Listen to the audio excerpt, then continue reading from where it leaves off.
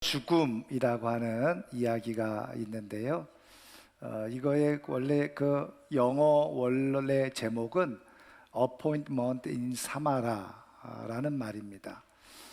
그대로 그냥 영어를 번역을 하면 바로 사마라에서의 약속이란 뜻이겠죠. 그런데 이 원어는 영어 원어는 사마리아에서의 약속인데 어떻게 이게 제목이 테헤란의 죽음 이렇게 바뀌어졌느냐? 요 이제 내용 속에서 이런 내용들이 이제 함축적으로 담겨져 있어서 사마라의 약속이라는 말보다는 이 테헤란의 죽음이라는 것이 훨씬 더 잘 이해될 수 있을 것 같아서 아마도 후대 사람들이 이렇게 제목을 바꿔단 것은 아닐까 이런 생각을 하게 되어지는데요.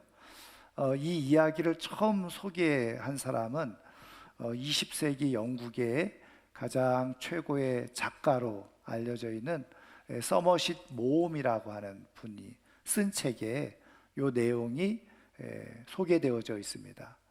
서머싯 모험이라고 하는 분은 우리나라에도 이제 번역된 많은 책이 있는데 뭐 달과 육펜스 혹은 인생의 굴레 많이 알려진 책이죠. 이런 책들을 쓰고 아주 짧은 단편 소설을 무려 100편 이상 그렇게 썼는데 그 단편 소설 중에 쉐피라고 하는 단편 소설이 있는데 그 서론에 지금 이 테헤란의 죽음이라고 하는 이야기를 이제 써놨다는 겁니다. 근데 이 테헤란의 죽음은 어디에서 비롯된 것이냐? 바로 이 서머싯 모험이 소개하기는 중동 지역에서 전해 내려오는 그런 설화를 자기가 옮겨 적은 것이라는 거죠. 그런데 이것이 많은 사람들에게 잘 알려지게 된 더 중요한 배경은 바로 빅터 프랭클 박사가 쓴 죽음의 수용소라고 하는 책에서 이 이야기가 또 소개를 되고 있는데요. 그래서 전 세계 더 많은 사람들이 이 이야기를 알게 되어진 거죠. 빅터 프랭클 박사가 유대인으로서 2차 세계대전 당시에 독일 나치에 잡혀서 그 가장 악하다고 하는 아우슈비츠 수용소에서 수용당하게 되어지고 거기서 삶과 죽음이 오가는 과정 속에서 겪었던 이야기들을 그가 이제 3년 동안 수용소에서 갇혔다가 전쟁이 그쳐지게 되어지면서 살아나오게 되어지고 그거를 저 책으로 쓴 게 죽음의 수용소에서라고 하는 책인데 거기에 이제 요 내용을 기록해 주고 있는 겁니다. 그러면 이 테헤란의 죽음이라고 하는 이제 내용이 뭐냐? 아주 간단한 내용인데요. 페르시아의 굉장한 돈 많은 부자가 어느 날 집을 떠나서 이 인근에 하인들과 함께 산책을 하게 된 겁니다. 근데 조금 앞서가던 이 하인이 깜짝 놀래가지고 갑자기 두려움에 떨면서 이 주인에게 얘기를 하는 거예요.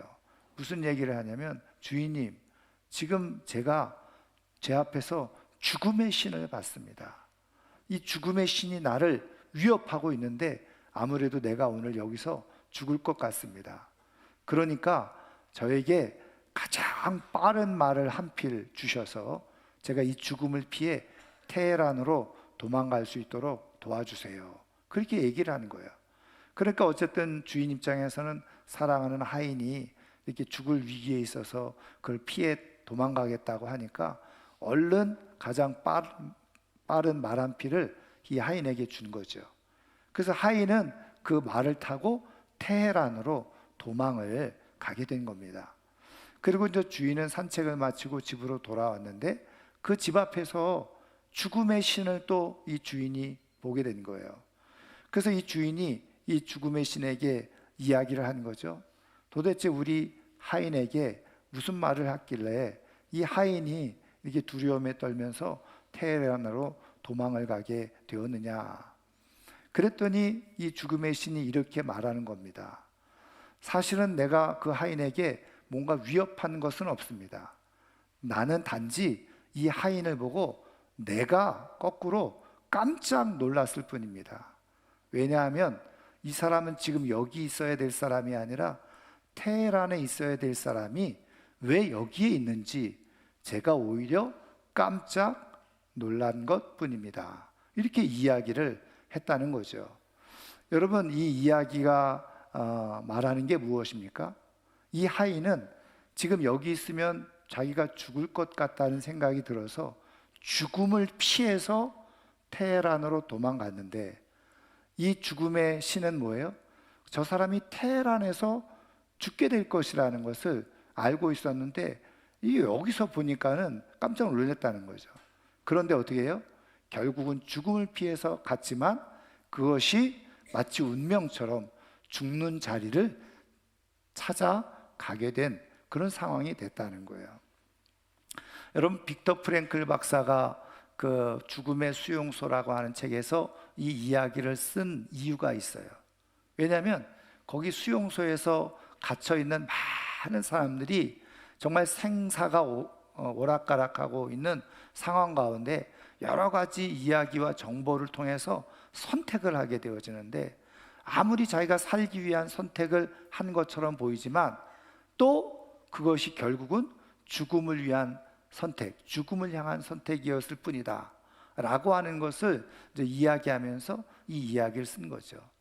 그러니까는 죽어야 될 죽음의 운명은 바꿀 수 없다, 뭐 이런 의미로 사실은 쓴 것이지만, 이 빅터 프랭클 박사가 단순히 그러면 죽음을 운명으로 받아들여야 되느냐, 그런 의미로 쓴 것이 아니라, 우리가 때로는 인생을 살아가면서 운명을 거스를 수 없는 그런 삶을 살아갈 수밖에 없을지 모르지만, 그럼에도 불구하고 그런 상황 속에서 우리가 인간다운 가장 좋은 삶을 살기 위해서는 끊임없이 더 적극적으로 좋은 선택을 하면서 삶을 살아가야 된다 하는 것을 이야기하고자 이 이야기를 써놓은 거죠.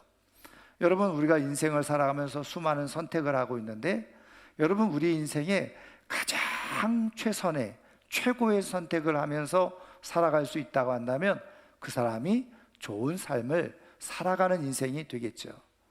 여러분, 그렇다고 한다면 우리 인생의 가장 최고의 최상의 선택이 무엇일까요? 저는 오늘 이 시간에 이 자리에 여러분들이 앉아 있는 것이 인생의 가장 최상의 그리고 최고의 선택을 하신 줄 믿습니다. 여러분, 그것은 왜냐하면 말씀을 들어보면 이 자리에 있는 게 왜 내 인생의 가장 최상의 최고의 선택인지를 알게 되어지는데, 오늘 우리에게 주신 말씀을 보면 이 말씀은 예수님께서 십자가에서 죽으시면서 선언하신, 고백하신 말씀이잖아요. 그런데 이 말씀을 예수님께서 다 이루었다 이렇게 말씀하셨는데, 오늘 말씀에는 이 말씀을 하시고 돌아가셨다라고 기록이 되어져 있는데, 여러분, 이 복음서 마태, 마가, 누가, 요한 이 네 복음서를 다 통틀어서 예수님께서 십자가 위에서 죽으시면서 하신 말씀이 7가지라는 거예요.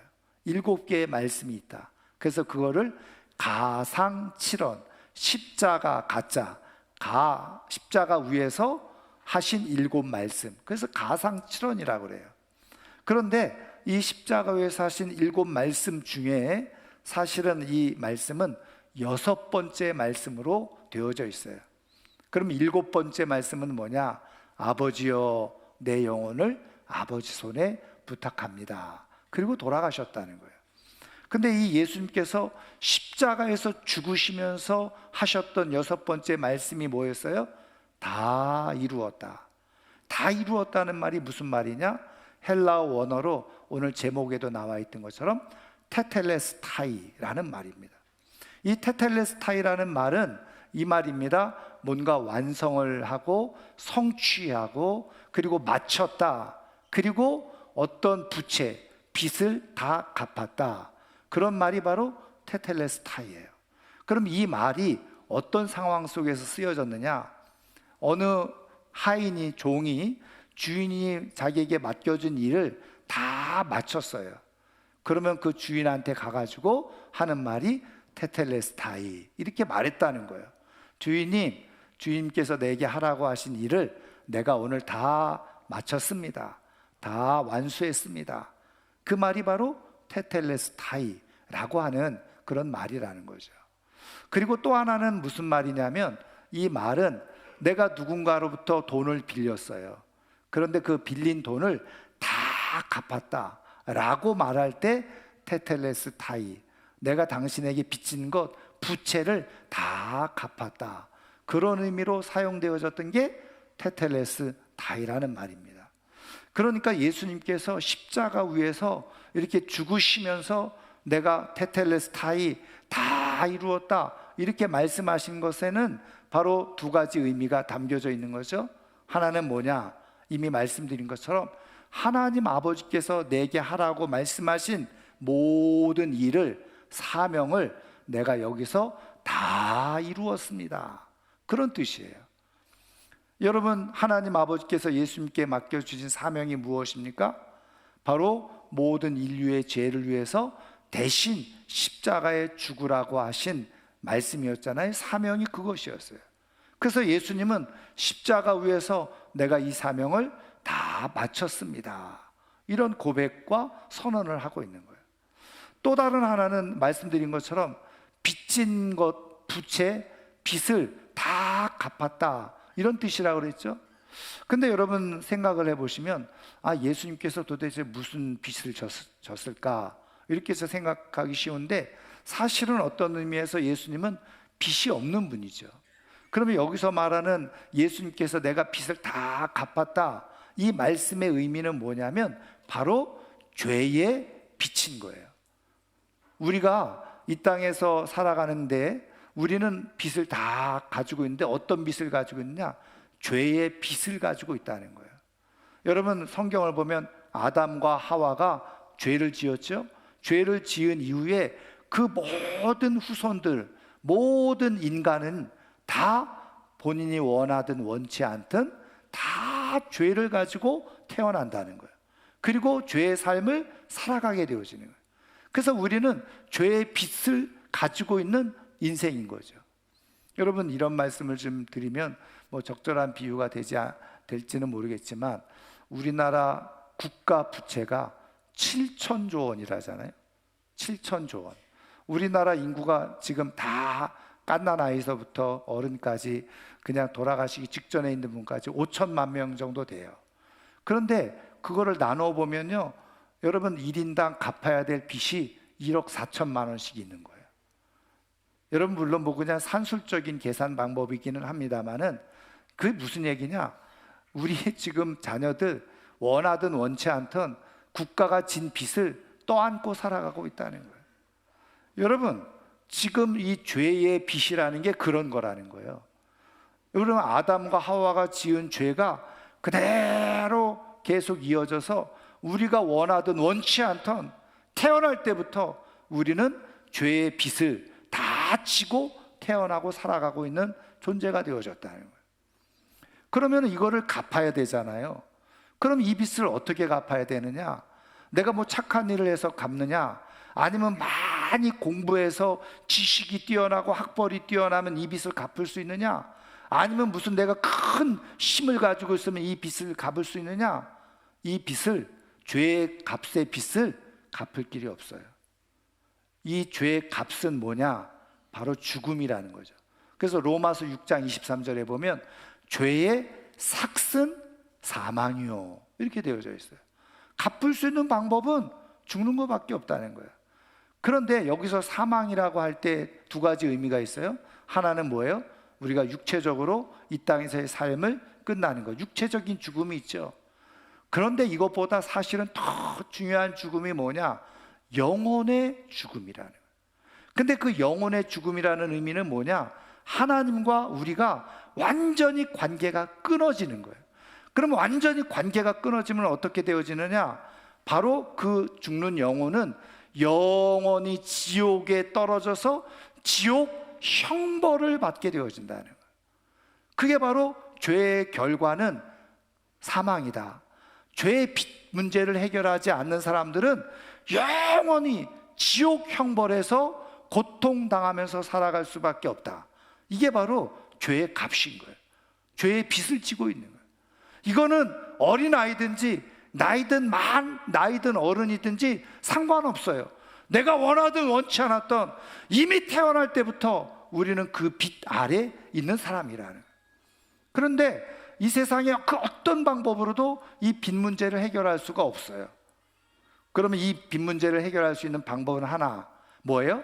내가 그 값을 치르는 것밖에 없어요. 형벌을 받는 것밖에 없다는 거예요. 그런데 우리 하나님께서는 우리가 그런 형벌을 받기를 원하지 않으셨다는 거예요. 그래서 그 해결 방법이 뭐였느냐? 사랑하는 아들 예수님이 이 땅에 오셔서 아무 죄도 없고 그리고 부채도 없고 빚도 없는 그분이 십자가에서 죽으셨는데, 성경은 뭐라고 말씀하고 있느냐? 우리가 받아야 될 죄의 형벌, 그거를 하나님께서 아들 예수님에게 다 씌우셔서 예수님이 십자가에서 죽으셨다는 거예요. 내가 받을 형벌을, 내가 받을 죄의 대가를 예수님이 대신 지시고 십자가에 죽으셨다는 거예요. 그래서 내가 죽어야 될, 내가 받아야 될 영원한 지옥 형벌을 예수님이 대신 지옥 형벌을 받으신 거예요, 십자가에서. 그래서 우리는 더 이상 죄의 형벌을 받지 않게 되어지는, 예수님께서 그 죄의 빚에 대해서 다 죽으심으로 형벌을 당하셔서 다 갚아주셨다는 거예요. 그게 바로 테텔레스타이, 다 이루었다 라고 하시는 말씀 속에 담겨져 있는 의미라는 거예요. 여러분, 그러므로 예수님을 믿는다는 건 뭐냐? 예수님께서 내가 당해야 될 형벌을 대신 다 당하시고 십자가에 죽으셨으니 나는 이제 그런 형벌을 받을 사람이 아닙니다. 그리고서 하나님과 영원한 삶을 살아가게 되어지는데, 영원한 지옥 형벌을 받지 아니하고 이제 하나님께서 우리를 위해서 예비해 놓으신 천국에서 참된 평안과 위로와 안식을 누리면서 영광스럽게 살게 되어지는 그런 은혜와 축복을 입게 되어졌다는 거예요. 여러분, 그런 의미에서 예수님께서 다 이루었다 라고 말씀하시는 것은 어떤 의미가 있느냐? 우리가 영원히 형벌받을 지옥의 삶에 떨어지지 아니하고 우리가 하나님과 더불어서 영원한 천국에서 참된 평안과 안식의 삶을 살아갈 수 있도록 다 이루어 놓으셨다, 이 말씀을 하고 있는 거예요.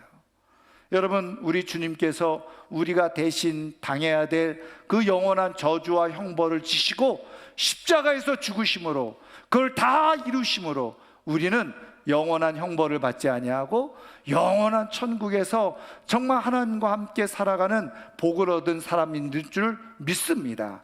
그래서 오늘 우리는 그 복이 우리에게 최고의 복으로 우리에게 주어졌다는 거예요. 그런데 여러분, 우리가 생각할 때 이런 생각이 들어요.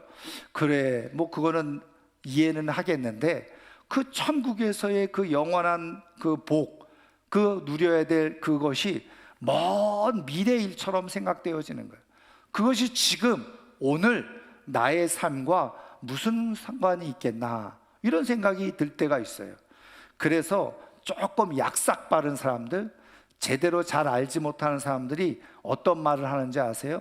교회 조금 다녔던 사람들이 이렇게 얘기를 하죠. 아니, 예수 믿기만 하면 천국 간다며, 그럼 나는 이 땅에서 내가 하고 싶은 대로 막 살다가 죽기 직전에 나 예수 믿습니다, 이러면 천국 가는 거 아니냐? 그리고서 안 믿고 지금 막 자기 살고 싶은 대로 사는 사람들이 더러 있더라고요. 여러분들 기억하세요. 하나님이 그런 심보와 마음을 모르실까요? 여러분, 하나님은 그렇게 속일 수 있는 분이 절대로 아니에요. 마지막 순간에 내가 예수 믿습니다, 하나님이 그거를 믿음으로 받아들이실까요? 하나님을 속이는 일이죠. 여러분, 그런 의미에서 진짜 이 예수님을 믿고 이 천국의 그런 확신을 가지고 삶을 살아가는 사람들은 절대로 그렇게 살아가지 않는 거예요. 그러면 이게 실제적으로 오늘 우리의 삶에 이 말씀이 어떤 의미가 있느냐? 쉽게 얘기하면 이런 얘기예요. 예수님께서 우리를 위해서 가장 최고의 삶을 다 이루셨다는 거예요. 그것이 천국의 삶이죠. 그런데 그 천국의 그 최고의 삶을 이 땅에서도 누릴 수 있는 방법과 기회를 허락해 주고 계시는데, 우리를 위해서 완성된 우리의 인생이 다 준비되어졌어요. 예수님이 다 완성시켜 놓으셨다는 거예요. 다 이루어 놓으셨다는 거예요. 그런데 그 예수님이 이루어 놓으시고 완성되어진 최고의 삶, 우리에게 주어진 삶을 살아가도록 하기 위해서 예수님은 그 완성된 삶을 위해서 길을 내주셨다는 거예요. 길. 그래서 예수님이 뭐라고 말씀하세요? 내가 곧 길이요 진리요 생명이니, 이렇게 말씀하시잖아요. 그러니까 완성된 삶을 위해서 예수님이 가르쳐 주신 길이 있는데, 이 길로 가야지 그 완성된 삶을 내가 누리고 경험하며 살아갈 수 있다는 거예요. 그런데 여러분, 이것을 믿는 사람들은 어떻게 하겠어요? 예수님이 가르쳐 주신 그 길로 가겠죠. 왜? 그 길로 가야지만 완성된 최고의 삶이 준비되어져 있으니까. 근데 믿음이 없고 믿지 않는다는 건 뭐냐? 바로 예수님이 이렇게 우리를 위해서 완성된 삶을 다 이루어 놓으시고 길을 우리에게 가르쳐 주고 계시는데, 그걸 어떻게 알아? 가봤어? 봤어? 그러면서 아니야, 나는 그 길로 안 갈래 하고 딴 길로 가는 거예요. 자기가 가고 싶은 길로 가는 거예요. 아니면 세상에서 말하는 그런 길로 자꾸 가는 거예요. 근데 그 길은 어떤 길이었어요? 바로 사망의 길이에요. 멸망의 길이고 죽음의 길이고, 무엇인가 이 땅에서는 다 갖추고 살아가는 것처럼 보였지만 막상 끝에 가보니까 멸망이고 죽음이고 끝인 거예요. 그런데 예수님이 가르쳐 주신 그 길대로 쭉 가면 어떻게 돼요? 거기에 하나님께서, 예수님께서 완성해 놓은 우리의 인생의 그 큰 기쁨을 경험하고 맛볼 수가 있다는 거예요. 여러분, 우리가 그 길을 가는 데 있어서 가장 큰 걸림돌이 뭔지 아세요? 우리는 그 길을 가는데 걸림돌이 내 주변에 있는 사람이라고 생각하기 쉬워요.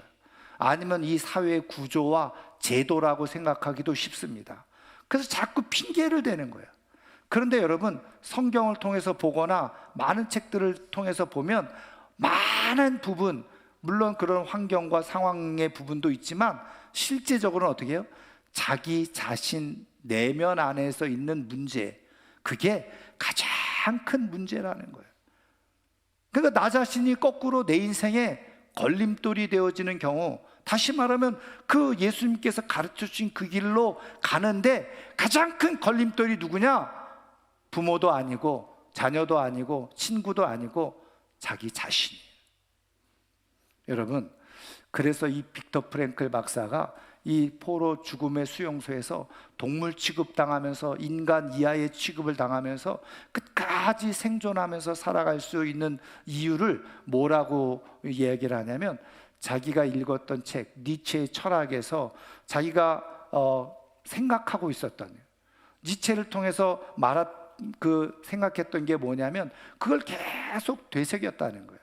그게 뭐냐면 이거예요. 왜 살아야 하는 이유를 아는 사람은, 내가 왜 살아야 되는지 그 이유를 정확히 아는 사람들은 어떤 어려움에서도 살아갈 수가 있더라는 거예요. 어떤 고통에서도 어떤 상황에서도 버티고 견뎌나갈 수가 있더라는 거죠.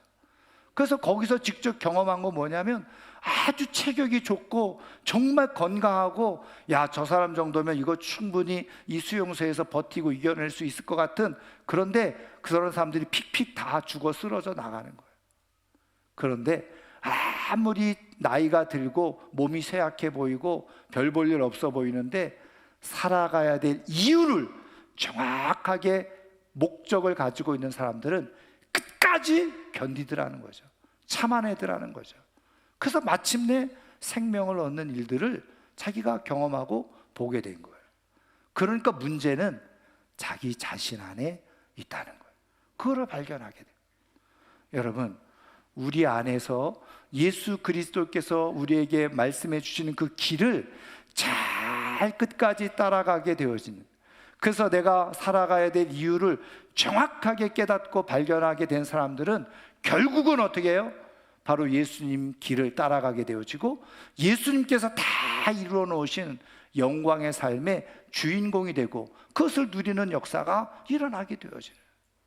저는 오늘 이 아침에 나온 우리 사랑하는 모든 성도님들이 우리 다 우리 인생의 최고의 인생을 다 만들어 놓으시고 그 길을 우리에게 가르쳐 주시는 그 예수님의 말씀을 따라서 그 길을 감으로 말미암아서 우리 인생의 이 땅 가운데서도 하나님께서 이루어 놓으신, 우리 주님께서 다 이루었다, 다 완성해 놓았다라고 말씀해 놓으신 우리의 인생의 최고를 살아갈 수 있는 하나님의 사람들 되기를 주님의 이름으로 축원합니다.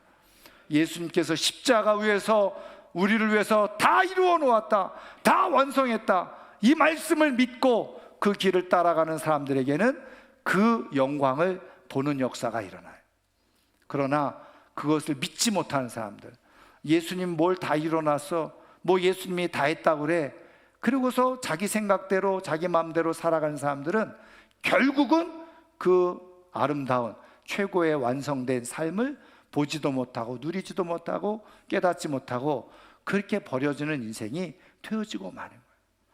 저는 우리 모두가 다 우리 주님께서 친히 자신의 생명을 다 내어주시고 십자가에서 다 이루신 우리의 아름다운 인생, 그리고 그 인생을 살아가기 위해서 길을 내주신 그 길을 따라 끝까지 살아가는 가운데 하나님께서 우리 가운데 이루어 놓으신 그 아름다운 삶을 누리며 살아가는 하나님의 사람들 되기를 주님의 이름으로 축원합니다.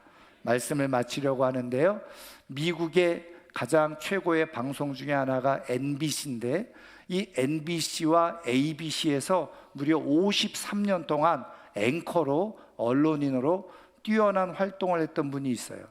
데이비드 브랭클리라고 하는 분인데, 이분이 얼마나 뛰어난 그런 언론인으로 살았느냐 하면 그 대통령이 주는 자유훈장을 인생에 한 번 받는, 그거를 받은 사람.